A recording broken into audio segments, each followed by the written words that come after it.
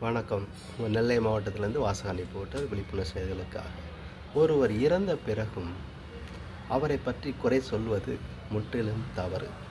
ஏனென்றால் ஒருவர் மாரடைப்பு மூலமாக இறந்துவிட்டால் அவரை எப்படி இறந்தார், மாரடைப்பாக இறந்தார்னா முடிஞ்சது.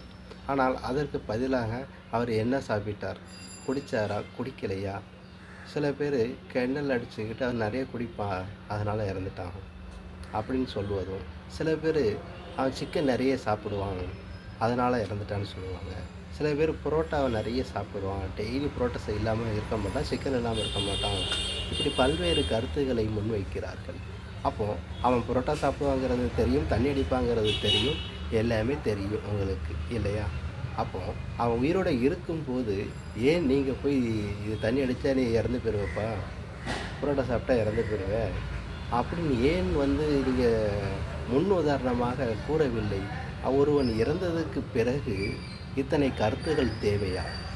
ஆகவே உங்களை நீங்களே தெரிந்து கொள்ளுங்கள் முதலில், பிறகு மற்றவர்களை பற்றி விமர்சனம் செய்யுங்கள் என்று சொல்லிக்கொண்டு விடைபெறுகிறேன். அதுவும் நல்ல கருத்தாக தெரிவிங்கள். நன்றி, வணக்கம்.